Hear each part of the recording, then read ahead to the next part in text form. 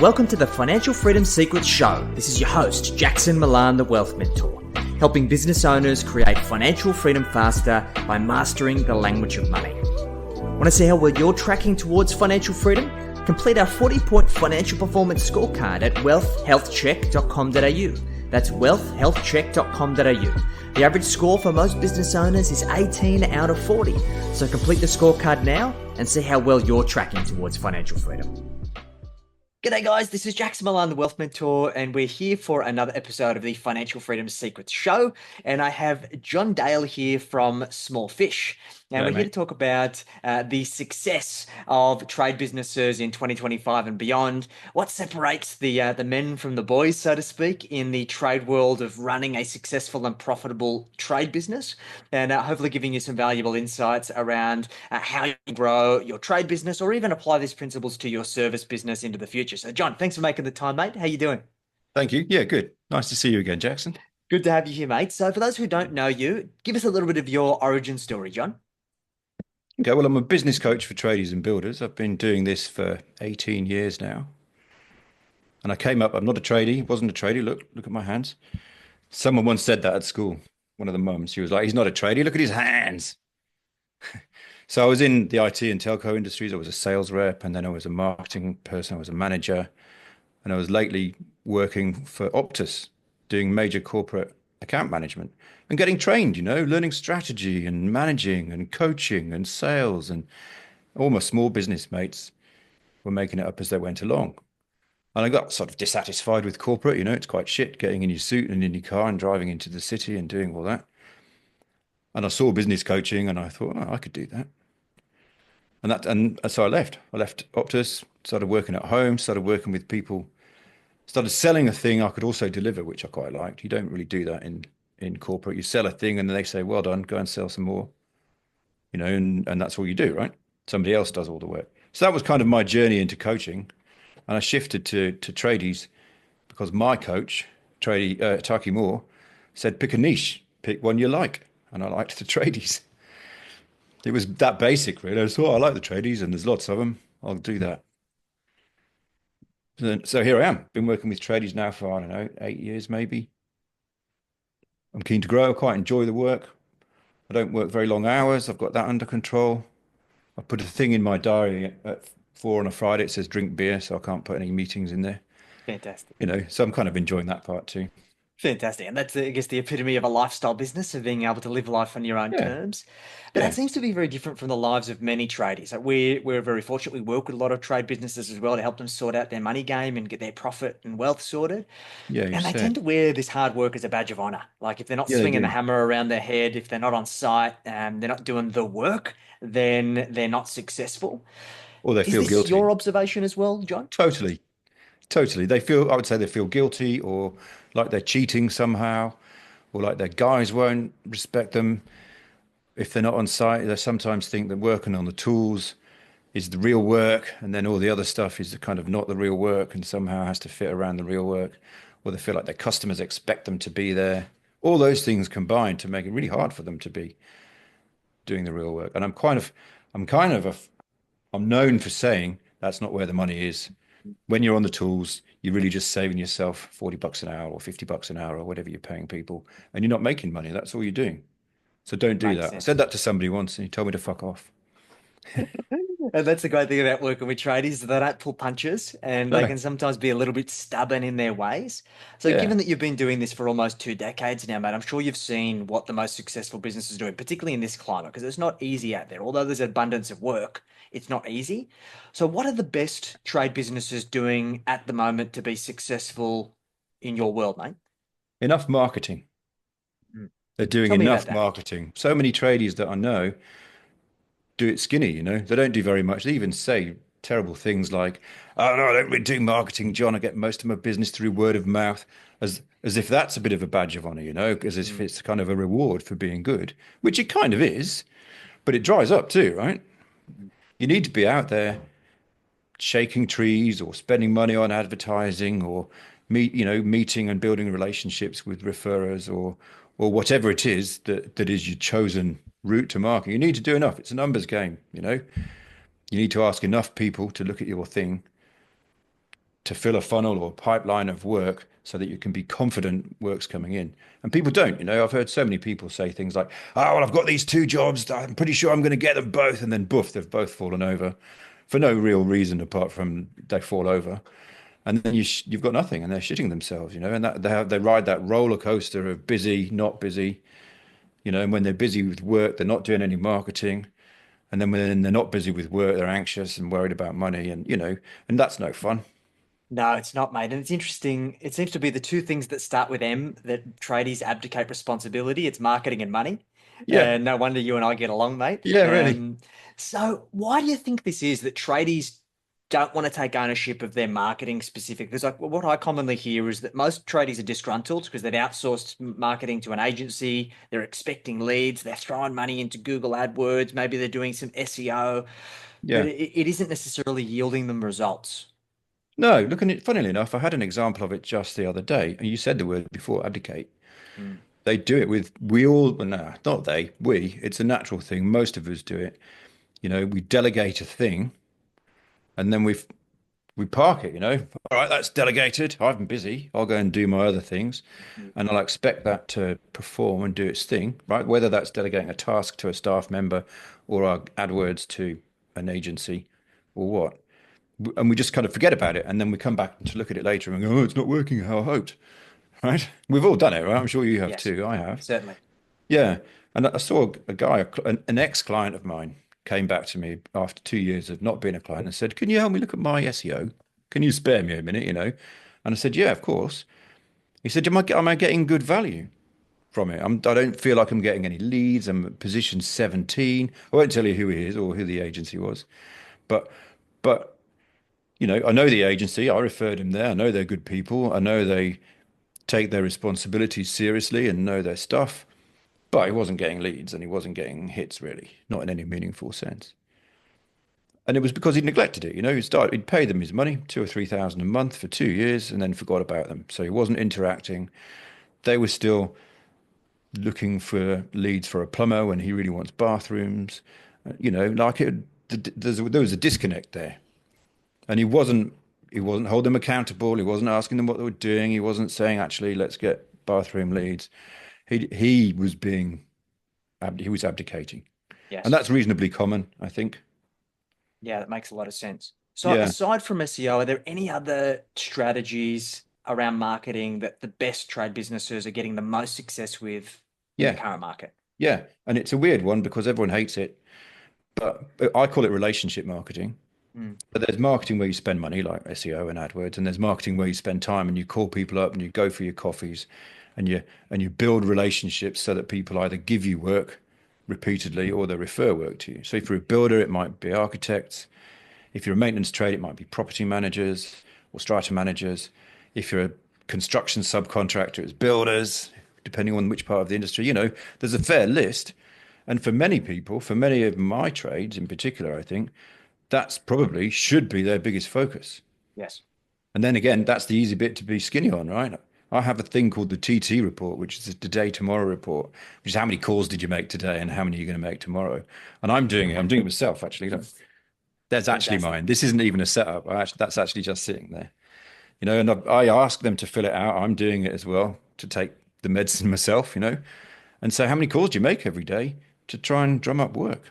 How much time and effort are you putting into it?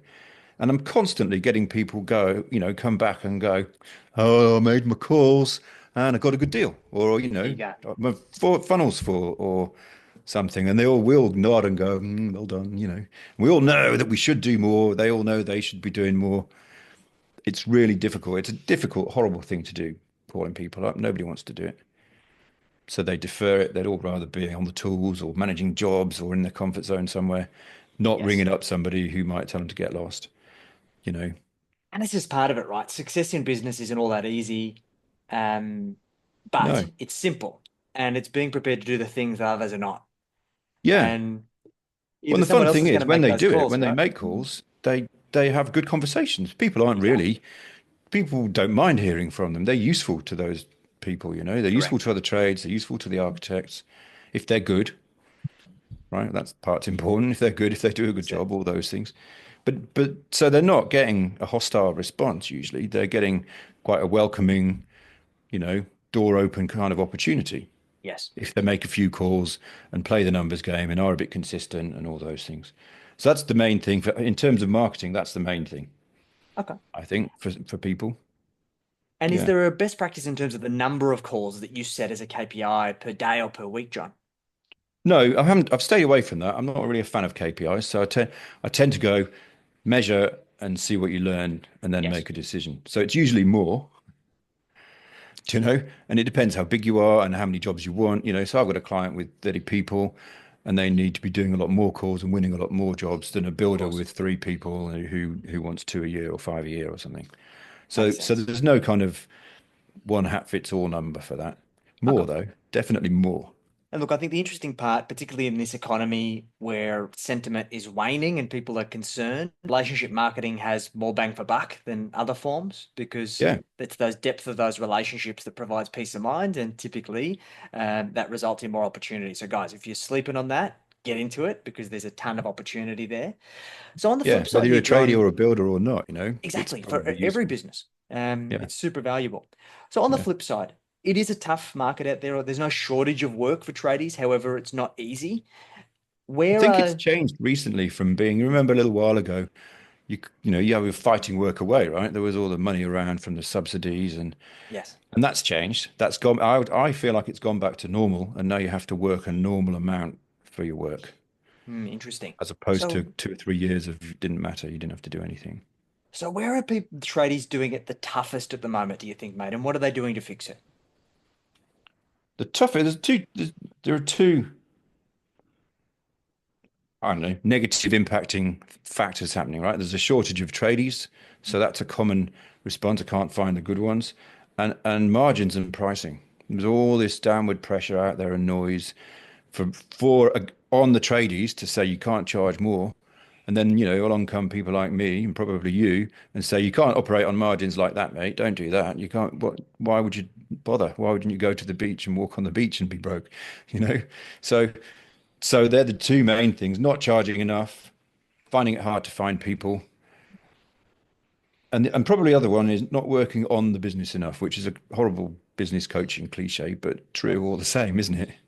You know, I'm in there on the tools, or I'm doing low value work and deferring this important stuff and struggling to change that paradigm. They're probably the biggest factors frustrating people. If you can charge enough and if you can bring enough work in, then there's money in that you can use to pay people to do things. So you can get your workload under control, you can scale, you can build the systems, and you can roll.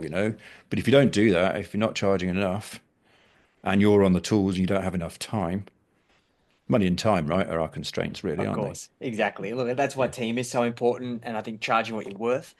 So let's Yeah. talk a little bit about team because it's definitely a soft spot for many. How are the most high performing trade businesses attracting those A-player people and filling Yeah. those roles? The way people normally do it is probably the way we normally do it, which is we come across somebody and we go, "You seem great." Somebody recommends us or introduces us to a friend, or we have a friend and we hire them kind of informally. And that's a bad way, of course, right? Because we tend to overlook everything. We tend not to be diligent and check references. So I teach a system, which is kind of write the job description, write what you want people to do, write what you want them to be like, run a great ad that talks about the job and the attributes you want, and then interview and screen for the attributes, for the skills and attitudes and things that somebody has, and then check references and then hire. Most people go, "You seem great," and shake Yeah. hands and talk about the money and then they move on, right? And then they come back and they go, "Oh, that didn't really work out. You can't get good trades." So yeah, it's really boring. They hate me when I say it. I usually say things like, "You're going to hate me. There's a system. Follow the system, and then you'll probably have more success." But it's Yes. harder work, and they're busy, and so the challenge is often making the time and the headspace for that kind of fairly lengthy and high investment system. Same thing, right? It's just follow the system and do what other people aren't prepared to do, and you get a better result. So I think that makes a lot of sense, mate. Yeah, yeah, let's talk a little bit about pricing because this is a point that we harp on about a lot. We do a Me lot of too. work on this, Yeah. and it's a soft spot because, as you already said, that common rebuttal. I can't charge more. Joe Blow down the road, who is just on his own, is undercutting, and I don't know how he makes margin at that Oh, price. So, how do you combat this, John? with violence usually and aggression. It's the only way. Yeah. Look, you're right. Everyone has it. Everyone says I can't. Even, John, you don't understand my part of the industry, or it's not the same here where I am as it is over there on the east, or whatever. There's always a reason why I can't, and it's bullshit. You probably can. There's a limit. You can't just charge any old shit. But the reality is, I do a lot of work on this kind of attitude adjustment, and I have a process as well. So I'll do the attitude adjustment. You're not working with poor people here. These are property owners, and you're adding wealth to their property, Yes.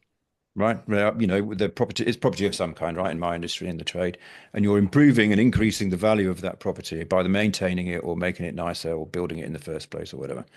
So you're increasing the wealth of people who are already above the average of wealth. Yes. You're not doing favors for poor white-haired old grannies who won't be able to feed the cat if you don't do them a good deal, right? And and so I do things like that. I talk about cars, I talk about when people go into Porsche dealerships and say, well, I want that one, but you're going to have to knock some money off the top. They would laugh at you and say you can't afford a Porsche, mate. Why don't you trot off to the BMW garage down the road and get something you can afford? Do you know what I mean? So I get you you. need to get a bit of that. You need to get a bit of arsehole in you and go, hang on, I'm really good. You should be Yes. paying for the good that I am. And if you're not really good, sure, be cheap. But if you're really good, and most of the people who come to me, if I say, are you any good? Will go, yeah, I'm really good. Proud of how good I am. Well, then you should be charging appropriately. You said it before, what you're worth. Yes. And so then there's a process of getting clear what that means, why you're worth some. There's a process of thinking about who you're selling to and whether you should be selling to different people. Mm. If you're doing framing carpentry for project home builders, you're going to be under price pressure and it's very difficult. And maybe you should move, Yes. and but if you're doing, I don't know, I have people doing subcontract work for luxury home builders, and they can be good and expensive and add value and have the builder put his margin on it anyway and say to the customer, we use these guys because they're the best. Yes. So you can have that kind of thing. So you need to understand why you're good and get some clarity around that. But then we also go through a process of understand your costs. And a lot of my lead generation is a tradie cost calculator where you calculate that the cost per charged hour of your tradies. Understand your costs, set your charge out rates, turn that into your price book, build your estimating process. So you're going, all right, well, if they cost me this much, which people usually go, oh shit, that's more than I thought, then, setting your price here is only reasonable, isn't it? If you're Yes. charging a 30-40% gross margin, people go, well, that doesn't seem too greedy. And then you go around and set your price book. And then, obviously once you've set your price and done your estimating, there are loads of things taking bites out of your margin as well, like rain, like people have had lately. Sure. So then, you go and check whether you're making that kind of margin on your jobs afterwards when you've counted everything. And then you go around that loop again. I call it the virtuous cycle, Jackson. I'm not very good at names. I've got lots of shit names for things in my business. There's nothing So wrong that's the with that. virtuous cycle. And it's far better than the guess and hope that it works out, which Yeah. many tradies do. Yeah. And I think what's interesting is that so many set a pricing that either they've done in a previous business, or they've set pricing from when they first started, and they haven't Yeah. Well, made they've any taken a meaningful price list from an adjustments. old boss Exactly. who's when they left and it's out of date now. And, Exactly. and we've had costs go up lately. Crazy. I don't know about you, but every time you blink, somebody wants a pay rise. And, 100%. and if you don't increase your charge out rates or your price book when you're giving everybody a pay rise or when your materials get more expensive, It's you're coming in the out of your shit. pocket. Yeah, well, you just end up going, I don't know why there's no money around, right? Exactly. And then somebody like me says, let's look at the margins. And this And is then, the interesting thing about all of this, John. And this is why you and I get along so well. This is all common sense stuff. Like if people think they're going yeah, to come to us and get all of this woo-woo bullshit, the shiny objects, they're not. It's very no, they're not. pragmatic. It's Yeah, tried and true, yeah, and it's tried and true because it has worked for eons. But yeah, still, there are people out there who won't do it. They won't take action. They won't implement this stuff. So, John, hopefully people are listening or watching that do implement this stuff. I hope So, so. mate, how would you describe an ideal client? What does an ideal client look like for you? Well, they run a trade business. They've got a little bit of scale. They're up past 30K a month. They want to grow. They've they feel like they've got something to bring to their market, you know. They're not scratching around wondering why everything's so shit. They've got some opportunity that they can see and they want to take it. And you know, they're probably busy, they're probably working hard, they're probably on the tools and know they shouldn't be all the time. You know, they're my people, really. Fantastic. They mostly say to me, I'm good at my job or I'm good at my trade and I'm not that good at business. And I usually say something along the lines of what you just said to me, which is, you know, it's okay. You just don't know. Once you learn it, you'll be fine because it's not that hard. I'll teach it you. You know, you'll be fine, right? Learn the stuff, make the changes, and business can be nice Bang or on. nicer. They Exactly. usually want, you know, they usually want to grow, make more money, not work so bloody hard, not feel like the business is so dependent on them, be able to leave the guys to look after themselves without worrying that it's all going to fall over. Beautiful. So, if Yeah. people are watching this and they want to get in touch with you, mate, what's the best way for them to get in contact? Smallfish.com.au. There's a chat bot on there. Book a call. You can have my mobile. It's 0402 259 209, but it's on Smallfish. It's everywhere. So Awesome. smallfish.com.au. Yeah. Fantastic. We'll include the links in the show notes. And guys, remember, a good idea in theory remains exactly that, just a good idea until you put it into practice. So if you need help with the business strategy side of things, help you Yeah. learn those skills that are going to help you grow your business, make sure you reach out to John. And if you need help with maximizing your profits, building personal wealth, and optimizing your tax, feel free to jump on to wealthhealthcheck.com.au. That's wealthhealthcheck.com.au. Complete the financial performance scorecard, and let's help you get financially fit. John, thanks for making the time, mate. Look forward to catching up again soon. Thanks, Jackson. I enjoyed that, mate. Enjoy the day.